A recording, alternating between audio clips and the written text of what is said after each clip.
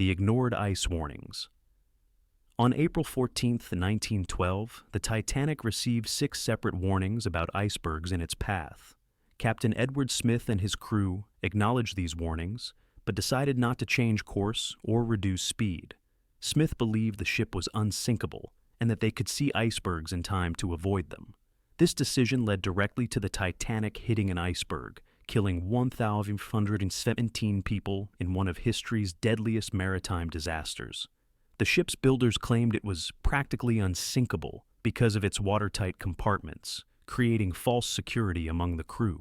Throughout April 14th, the wireless operators received ice warnings at 9 a.m., 1:42 p.m., 1:45 p.m., 7:30 p.m., and 9:40 p.m. Captain Smith received these warnings but maintained speed at 22.5 knots, nearly full speed. He believed the clear night would allow them to see icebergs from a safe distance. At 11:40 p.m., lookout Frederick Fleet spotted an iceberg directly ahead. First Officer Murdoch ordered hard a starboard, but at full speed, the Titanic couldn't turn quickly enough. The ship struck the iceberg on its starboard side. The collision created openings across 6 compartments. The ship could only handle 4 flooded compartments. At 2:20 a.m., the Titanic sank. Of 2,024 people aboard, only 710 survived. The catastrophe stemmed directly from Captain Smith's decision to ignore ice warnings and maintain speed. If he had slowed down or altered course, 1,317 people might have lived. This changed maritime safety regulations forever, requiring ships to carry enough lifeboats for everyone and establish iceberg patrols. But those changes came too late for the Titanic's victims. The decimal point error. On September 23, 1999, NASA's Mars Climate Orbiter approached Mars to begin its orbital mission. As it began orbital insertion, ground control realized something was wrong. The spacecraft was approaching at the wrong angle. Before they could correct it, the orbiter entered Mars's atmosphere too steeply, broke apart, and was destroyed. The cause? One engineering team used imperial units, pounds of force, while another used metric units, newtons. This simple unit conversion mistake destroyed a $327 million mission.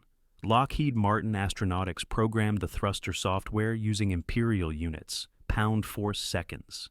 NASA's Jet Propulsion Laboratory expected all data in metric units, newton seconds. 1 pound of force equals approximately 4.45 newtons. Every time the spacecraft fired thrusters for course corrections, Lockheed Martin's software reported force in imperial units.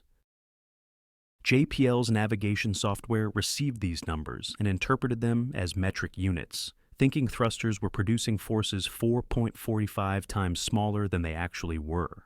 Over 9 months and millions of miles, these tiny errors accumulated. The spacecraft's trajectory gradually diverged from the planned course. On September 23rd, the orbiter was supposed to pass Mars at 226 kilometers altitude. Instead, it approached at approximately 57 kilometers, well within Mars's atmosphere. The Mars Climate Orbiter broke apart and burned up. Navigation analysts had noticed the trajectory seemed slightly off, but assumed discrepancies were within acceptable margins. Nobody investigated to find the root cause. The disaster led to major changes in NASA's engineering practices. All missions now require standardized units with multiple verification steps. But this came too late for the $327 million spacecraft destroyed because one team measured forces in pounds and another expected newtons. The wrong turn that started a war. On June 28, 1914, Archduke Franz Ferdinand of Austria was visiting Sarajevo. Earlier that day, assassins had thrown a bomb at his motorcade, which missed. After visiting wounded officers, Franz Ferdinand's driver, Leopold Loika, was supposed to take a different route to avoid danger. But nobody told Loika about the route change. He made a wrong turn onto the original route.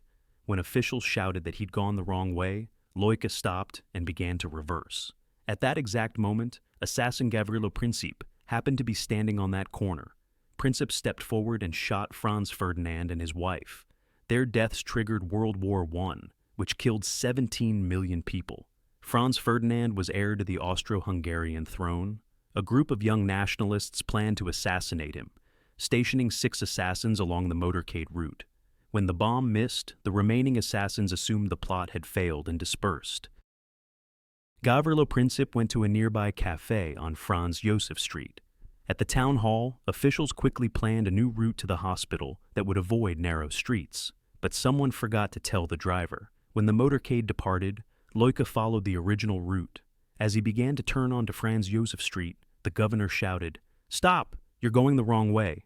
Loika stopped directly in front of the cafe where Princip was sitting. Princip couldn't believe his eyes. He stepped forward, drew his pistol, and fired twice. Both Franz Ferdinand and Sophie died within minutes. This assassination triggered a chain of events.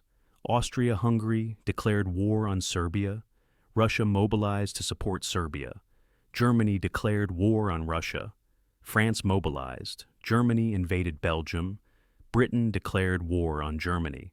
Within weeks, all major European powers were at war. World War I lasted 4 years and killed approximately 17 million people, all because a driver made a wrong turn.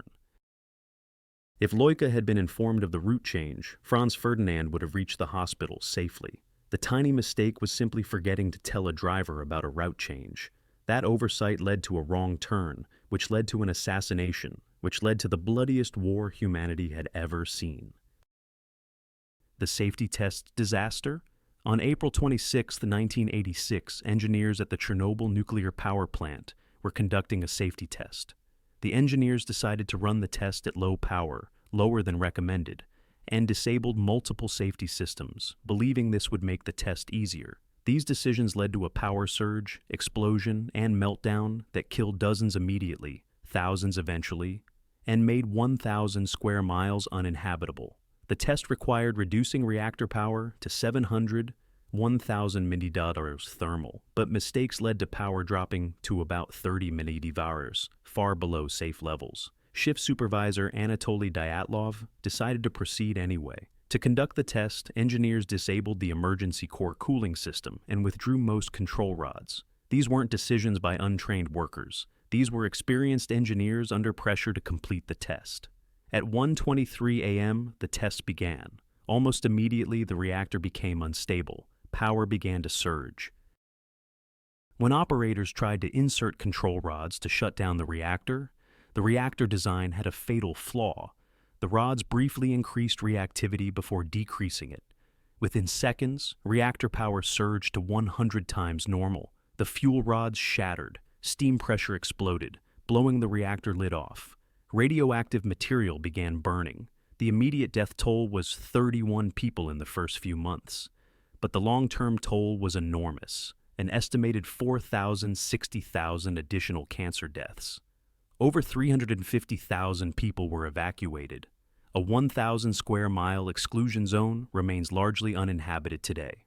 The disaster was caused by deciding to run a safety test at unsafe low power with safety systems disabled. If engineers had followed proper procedures, the test might have revealed flaws without causing a meltdown. The forgotten O-rings. On January 28, 1986, Space Shuttle Challenger launched from Kennedy Space Center. 73 seconds into flight, the shuttle broke apart, killing all 7 crew members. The cause was traced to rubber O-rings in the solid rocket boosters. Engineers had warned that cold weather could make O-rings brittle and fail to seal properly. But managers decided to launch anyway because the shuttle had flown with O-ring damage before, and there was pressure to maintain schedule. Engineers at Morton Thiokol had noticed O-rings showing damage after flights.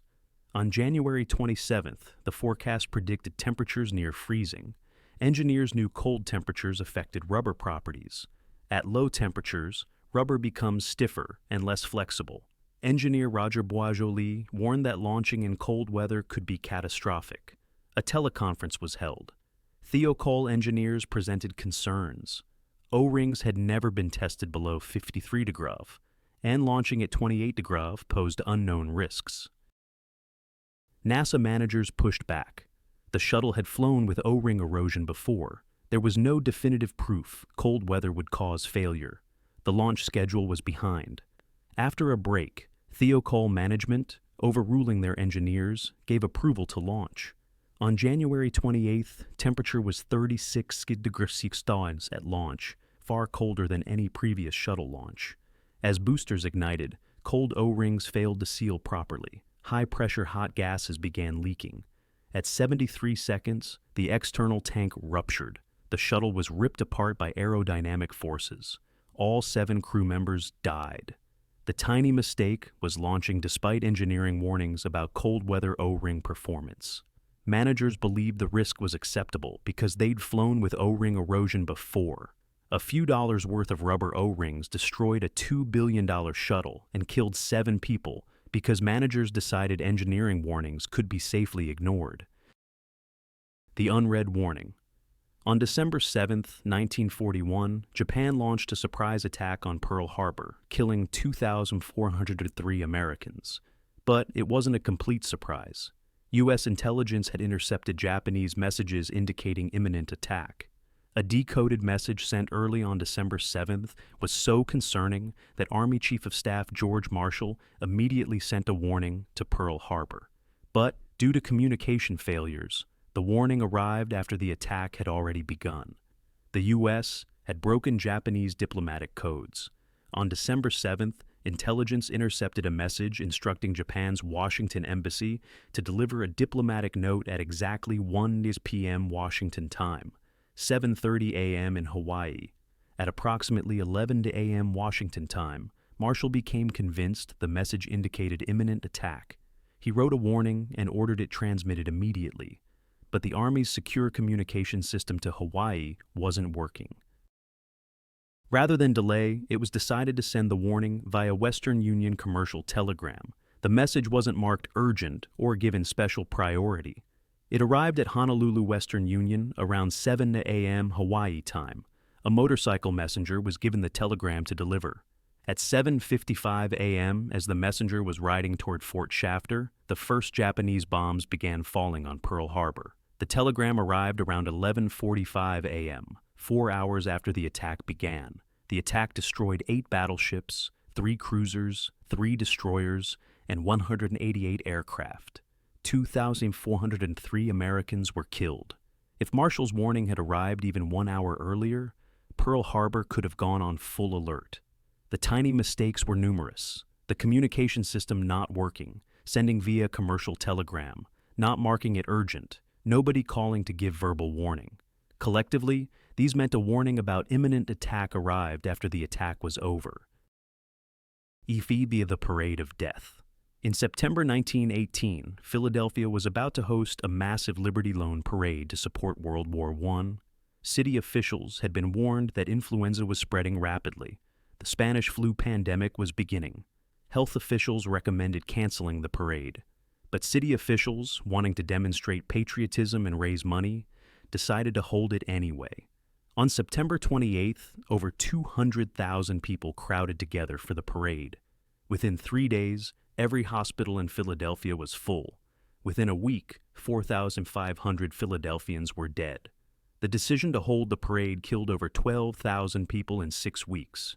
Dr. Wilmer Cruzen, Philadelphia's Director of Public Health, was aware of the danger.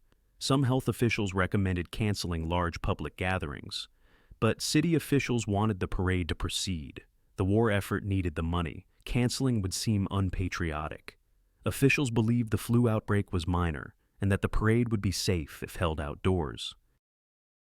On September 28th, the parade proceeded, lasting 3 hours, stretching 2 miles, featuring bands and military units. An estimated 200,000 people attended, crowding together. The gathering was a perfect transmission event. Within 72 hours, every bed in Philadelphia's 31 hospitals was full. Within a week, 4,500 were dead. The morgues were overwhelmed. Bodies were stacked in homes. Coffins ran out.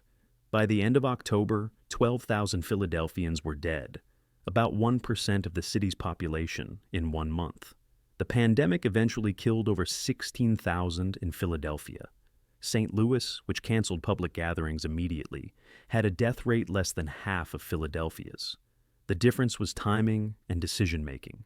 The parade lasted 3 hours. The suffering lasted months.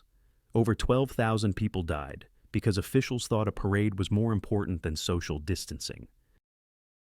the ignored maintenance report. On December 3, 1984, a storage tank at the Union Carbide pesticide plant in Bhopal, India, began leaking methyl isocyanate, MIC. The leak wasn't detected for over an hour. When noticed, plant operators found that multiple safety systems weren't working. Maintenance had been deferred to save money. Within hours, 40 tons of deadly gas spread over the city. Over 3,700 people died immediately, with the eventual death toll exceeding 15,000. Union Carbide's Bhopal plant manufactured pesticides using MIC, an extremely toxic chemical. By 1984, the plant was losing money. Union Carbide began cutting costs, including maintenance. Several critical safety systems were allowed to deteriorate. Refrigeration keeping MIC at safe temperatures had been shut down. A flare tower that could burn off escaped gas wasn't working, and a scrubber system designed to neutralize leaking MIC had been shut down. On the night of December 2-3, water entered one of the MIC storage tanks. MIC reacts violently with water, generating heat and pressure. The temperature and pressure gauges weren't working properly. By the time operators noticed, the situation was critical. The tank's pressure relief valve opened, and MIC gas began escaping.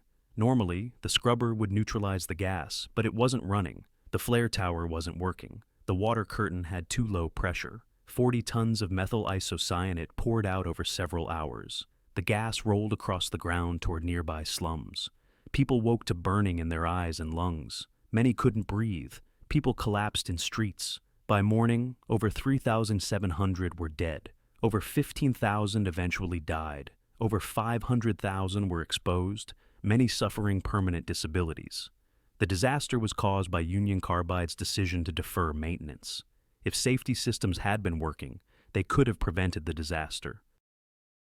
Bhopal remains the world's worst industrial accident. Tens of thousands dead or disabled because safety systems had been shut down to save costs. The Walkway design change. On July 17, 1981, approximately 1,600 people gathered in the Hyatt Regency Kansas City atrium for a tea dance. At 7:05 p.m., 2 suspended walkways collapsed, falling onto the crowded floor. 114 people were killed and over 200 injured in one of the deadliest structural failures in U.S. history. The collapse was caused by a small change to the walkway design. Original plans called for continuous rods suspending the walkways. A fabricator suggested using shorter rods for the easier construction. This tiny change doubled the load on critical connections, causing catastrophic failure. The original design called for continuous steel rods running from the ceiling through the 4th floor walkway, continuing through the 2nd floor walkway, and anchored at the bottom. During construction, a fabricator raised a concern. Threading long, continuous rods would be difficult. Construction would be easier with shorter rods. One set from ceiling to 4th floor walkway, and a separate set from 4th floor to 2nd floor walkway. The engineering firm signed off on the change without detailed analysis. This was the tiny mistake, approving a design change without fully analyzing structural consequences. The change was significant. In the original design, each walkway's weight was supported by rods extending to the ceiling.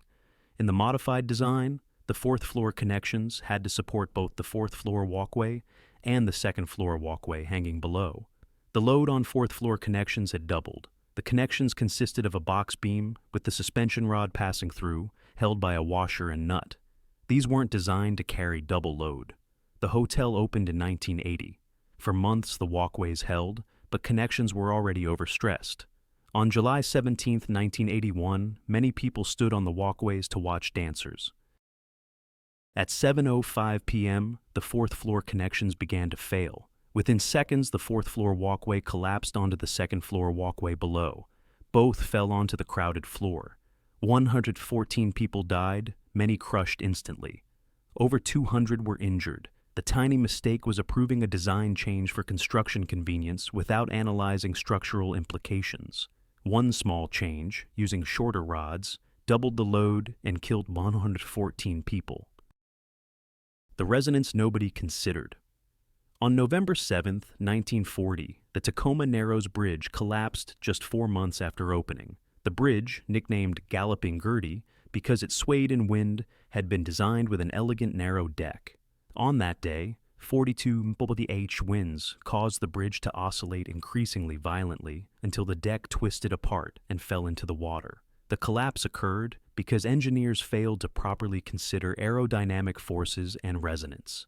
The elegant narrow design made it aerodynamically unstable, a tiny oversight that destroyed a $6 million bridge.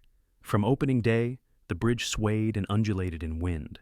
Even in moderate winds, the deck would rise and fall in waves several feet high. Engineers investigated but concluded it was safe. The bridge could handle the forces being generated. This was the tiny mistake, assuming that because the bridge could handle the forces, the motion wasn't a problem. Nobody fully understood what was happening. The issue was aerodynamics and resonance. The narrow deck acted like an airplane wing. Wind flowing over and under created lift and turbulence. When wind hit at certain speeds, it set up resonance. The bridge would oscillate at its natural frequency, with wind energy amplifying it. On November 7th, 42 mph winds caused the bridge to begin its usual undulating motion. But this time, the vertical oscillations transformed into torsional oscillations. The deck began twisting. The twisting grew more violent, with the deck rotating up to 45 degrees. At 11 a.m., after about an hour of violent motion, the deck began to tear apart. Within minutes, the center span had completely collapsed. Only one life was lost, a dog trapped in an abandoned car. The investigation revealed the bridge had been aerodynamically unstable from the beginning. The narrow deck and shallow support beams created perfect conditions for wind-induced oscillations. The design hadn't considered aerodynamic forces properly.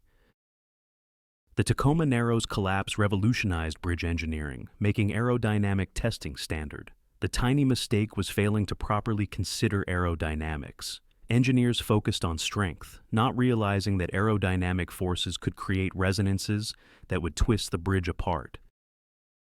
The rabbits released for hunting. In 1859, British colonist Thomas Austin wanted rabbits to hunt on his property in Victoria, Australia. He imported 24 wild rabbits from England and released them, saying, "The introduction of a few rabbits could do little harm and might provide a touch of home, in addition to a spot of hunting." This tiny decision led to one of history's worst ecological disasters. Within decades, billions of rabbits overran Australia, destroying ecosystems, causing soil erosion, and driving species to extinction. The damage costs billions, and the problem persists today. Australia had no native rabbits. The continent's ecosystems had no defenses against them. When rabbits were introduced, they found a perfect environment. Austin's 24 rabbits adapted immediately and began breeding. A single female can produce 30-40 offspring per year. Within 10 years, Austin's property was overrun. By the 1870s, rabbits had spread hundreds of miles. By 1900, they'd colonized 2/3 of Australia, with populations in the billions. The ecological damage was catastrophic. Rabbits ate everything: grass, crops, tree seedlings, native plants. They overgrazed vast areas, stripping vegetation to bare dirt, causing massive soil erosion. The overgrazing destroyed habitat for native animals. Numerous native plants and animals went extinct. Agriculture suffered enormously. Rabbits competed with livestock for grass and destroyed crops. The economic damage was immense. Australia tried everything: shooting, trapping, poisoning, building enormous rabbit-proof fences. Nothing worked. In 1950, Australia introduced myxomatosis, a virus deadly to rabbits. The population crashed by 99%, but surviving rabbits developed resistance. Today, Australia still has hundreds of millions of rabbits. Annual agricultural damage is estimated at 200 million. The tiny mistake was Thomas Austin's decision to release 24 wild rabbits so he could hunt them. He thought a few rabbits would do little harm.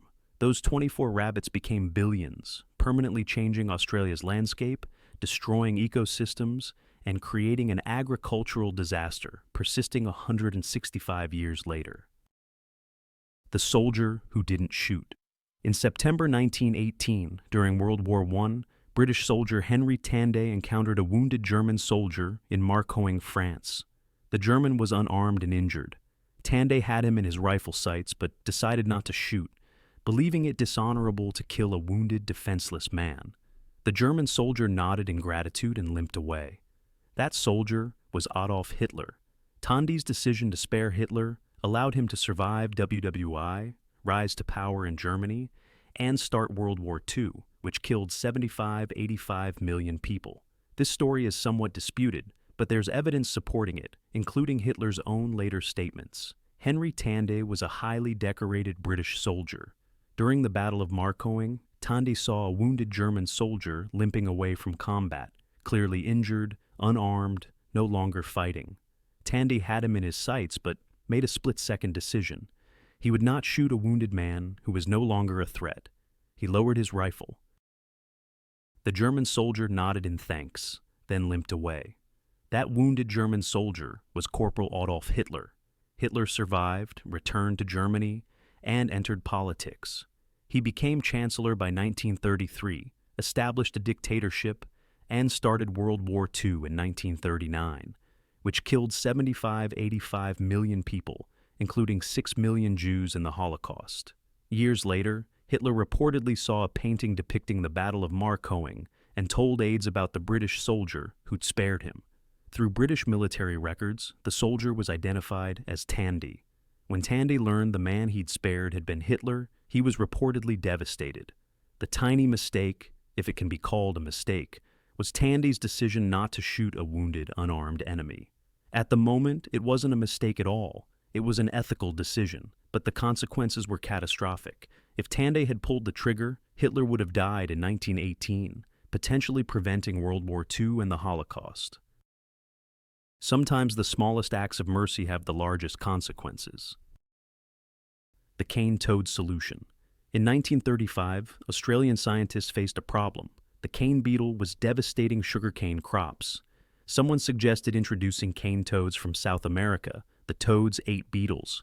In June 1935, Australia imported 102 cane toads and released them in Queensland, believing they would solve the beetle problem. This created one of Australia's worst ongoing ecological disasters. The toads didn't control beetles, but multiplied into hundreds of millions, poisoning native predators and destroying ecosystems. 89 years later, Australia still hasn't found a way to control them. The cane toads seemed ideal. Native to South America, they ate beetles and had been used successfully in Puerto Rico and Hawaii. Australia's scientists decided to try the same solution. In June 1935, 102 cane toads were released. The toads adapted immediately, too well. Australia's climate was perfect. They began breeding prolifically. Almost immediately, problems appeared. The toads didn't actually control cane beetles effectively. Toads were ground-dwelling, but beetles lived in upper parts of sugarcane plants. The toads rarely encountered the beetles, but while they didn't eat beetles, they ate everything else. Insects, small mammals, reptiles, anything they could fit in their mouths. Worse, cane toads are poisonous. They have toxic glands producing bufotoxin. When predators tried to eat them, they died. Native Australian predators had never encountered cane toads and had no instinct to avoid them. Quolls, goannas, snakes, and birds ate the toads and were poisoned. The toads were literally poisoning Australian wildlife. The cane toad population exploded. From 102 toads in 1935, the population grew to millions within decades. Today, cane toads occupy over 1.2 million square kilometers, about half of Australia. The environmental damage is severe. Numerous native predator species have declined or gone locally extinct. The northern quoll has declined by over 90% in areas with cane toads.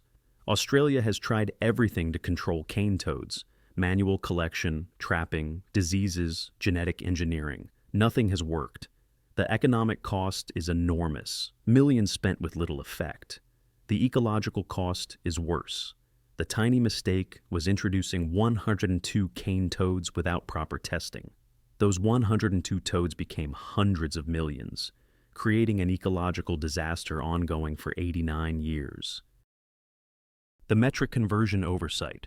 On August 10, 1978, Air Canada Flight 133 departed Montreal for Edmonton with 61 passengers and crew. Halfway through the flight, at 41,000 feet, both engines shut down. The Boeing 767 became a glider. The cause was fuel starvation. The plane had run out of fuel. The reason? A unit conversion error. Canada was transitioning to metric measurements. The ground crew calculated required fuel in pounds instead of kilograms, loading less than half the fuel needed. Through exceptional pilot skill, the crew glided the plane 40 miles and landed safely, saving everyone aboard. Air Canada's new Boeing 767s were designed with metric instruments, but many ground crew members were still more familiar with imperial measurements. Flight 143's fuel quantity indicator system wasn't working properly, so ground crew manually calculated fuel. They measured fuel with a dipstick showing volume, then needed to convert volume to weight. The conversion required using fuel's density, approximately 0.803 kilo, or 1.77 pounds per liter. Someone used 1.77 but treated it as if it was kilograms per liter. This made them think the plane had more fuel than it actually had, by a factor of 2.2. They loaded approximately 22,300 pounds when they needed 49,000 pounds. At 41,000 feet, the left engine failed from fuel exhaustion. The pilots prepared to divert to Winnipeg. 2 minutes later, the right engine failed. Both engines were dead. Captain Bob Pearson, an experienced glider pilot, calculated they couldn't reach Winnipeg. First Officer Maurice Quintal remembered Gimli, Manitoba, had a large airbase within gliding range. What they didn't know was the base had been closed and part of the runway was being used as a car racing track. With no engine power, Pearson executed a slip, a glider technique to increase drag and steepen descent. The plane descended toward Gimli. The plane touched down hard, the nose gear collapsed, and it skidded down the runway, finally stopping. All 61 people survived. The tiny mistake was using the wrong units in a fuel calculation, pounds instead of kilograms. That mistake nearly killed 61 people and destroyed a $50 million aircraft. Only exceptional pilot skill turned potential catastrophe into successful emergency landing. The Liberty Bonds Parade. In September 1918, Philadelphia was preparing a massive Liberty Loan Parade to support World War I. City officials had been warned that influenza was spreading. The Spanish flu pandemic was beginning. Health officials recommended canceling, but officials, wanting to demonstrate patriotism and raise money, decided the parade would proceed. On September 28th, over 200,000 people crowded together. Within 3 days, all hospitals were full. Within a week, 4,500 were dead. The decision killed over 12,000 people in 6 weeks. The Spanish flu was beginning its deadly second wave. In early September, cases had appeared at the Philadelphia Navy Yard. Dr. Wilmer Cruzen issued warnings on September 21st. Some doctors recommended canceling large gatherings, but city officials didn't want to cancel. The country was at war. Canceling would seem unpatriotic. Officials believed the flu outbreak was controllable and that an outdoor parade would be safe. On September 28th, the parade proceeded, one of the largest in Philadelphia history. It lasted 3 hours, stretched 2 miles along Broad Street. An estimated 200,000 people attended, lining the route shoulder to shoulder. The conditions were perfect for disease transmission. Thousands of infected people stood in close contact with thousands of healthy people for hours. Within 72 hours, the consequences became clear. By October 1st, all 31 hospitals were completely full. The death toll began climbing terrifyingly. Within 1 week, over 4,500 were dead. Morgues were overwhelmed. Bodies were stacked in homes. Coffins ran out. Graves couldn't be dug fast enough. The city's infrastructure began collapsing. So many workers were sick or dead that basic services stopped. Garbage collection stopped. Telephones went unanswered. Entire families died. People were afraid to leave homes. Trust in government collapsed because officials had assured people the flu was under control. By the end of October, 12,000 Philadelphians were dead, about 1% of the city's population dying in 1 month. The pandemic eventually killed over 16,000. St. Louis, which immediately canceled gatherings when flu arrived, had a death rate less than half of Philadelphia's. The difference was timing. St. Louis acted quickly. Philadelphia held a parade. The parade lasted 3 hours. The suffering lasted months. More than 12,000 people died because officials decided a parade was more important than public health. These 15 catastrophes prove a disturbing truth. Tiny mistakes can have enormous consequences. A captain ignoring ice warnings, an engineer using wrong measurement units, a driver making a wrong turn. These weren't evil people making malicious decisions. They were ordinary people making small mistakes, cutting corners, or prioritizing convenience over caution. What makes these mistakes particularly tragic is that they were all preventable. If Captain Smith had reduced speed, the Titanic wouldn't have hit the iceberg.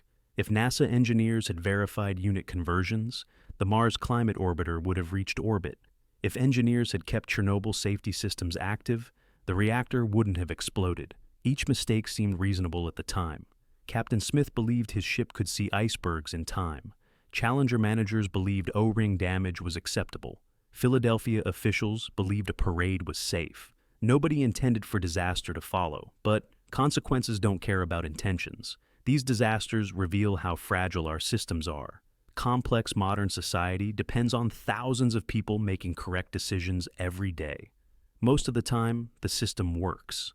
But occasionally, someone makes a tiny mistake, and the consequences cascade catastrophically. The most disturbing realization is that these 15 disasters are just examples. How many other tiny mistakes are being made right now that will lead to future catastrophes? How many warnings are being ignored? How many safety systems are being shut down to save money? The lesson isn't that we should live in fear of every mistake. It's that we should build systems with redundancy, listen to warnings, respect expertise, and recognize that in complex, dangerous systems, tiny mistakes can kill. Captain Smith should have listened to ice warnings. NASA managers should have listened to engineers. Philadelphia officials should have listened to health experts. When experts warn that something is dangerous, there's usually a good reason. When safety systems are designed into machines, there's usually a good reason. These protections exist because people learned, often through tragedy, that tiny mistakes can have enormous consequences. The 15 catastrophes in this video killed hundreds of thousands of people and destroyed billions in equipment and property.